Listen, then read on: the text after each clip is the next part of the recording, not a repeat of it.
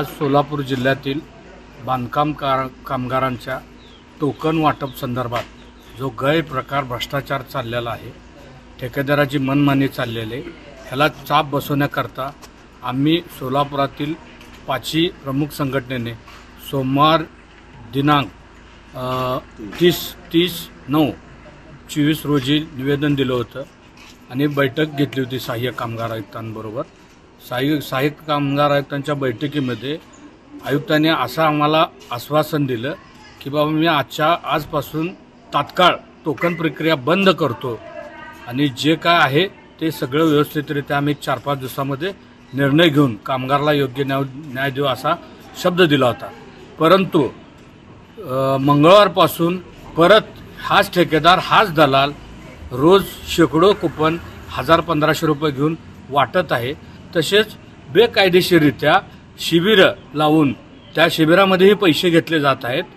अशा प्रकारे हे जे काय कामकाज चाललं होतं त्या संदर्भात आम्ही ऑफिसला आज निवेदन द्यायला आमचे आदरणीय प्रमुख नेते शिवसेना प्रदेशाध्यक्ष उद्धव बाळासाहेब ठाकरे ह्यांच्या कामगार संघटनेसोबत आम्ही आलो होतो। आणि आता इथं आल्यानंतर आमच्या निदर्शनास अशी बाब आली की जो कोणी शिबिर मागण्याकरता ह्या ऑफिसमध्ये पत्रव्यवहार करतो तो पत्रव्यवहार आल्यानंतर ह्या पत्रावरती निर्णय घेण्याचा अधिकार हा सहाय्यक कामगार आयुक्त किंवा सरकारी कामगार अधिकाऱ्याला असताना हे लोक जाणून बुजून एक पत्र असं देतात की बाबा पुढील कारवाई ठेकेदारांनी करावी।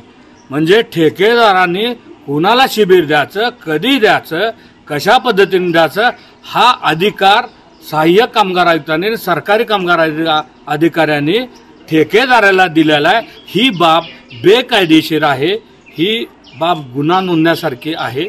आम्ही तात्काळ आत्ताच्या आत्ता कामगार आयुक्तांना भेटण्याचा प्रयत्न करतोय, पण ते सध्या माळशिरसला आहेत तर फोन उचलत नाही आहेत। हा जो चाललेला कारभार आहे माननीय सहाय्यक कामगार आयुक्त याच्यामध्ये सामील आहेत का अशा प्रकारचा सर्व कामगार क्षेत्रामध्ये म्हणजे संशय निर्माण झालेला आहे। तरी तात्काळ कामगार आयुक्तांनी मीटिंग घेऊन हे ताबडतोब बंद करावं आणि आपल्या आधिपत्याखाली ऑफिसमधून टोकन वाटप, त्यानंतर ऑफिसमधूनच शिबिरं म्हणजे सरकारी यंत्रणेतून हे सगळं झालं पाहिजे, तरच ही प्रक्रिया बंद होईल असं आमचं ठाम मत आहे। जय हिंद, जय महाराष्ट्र।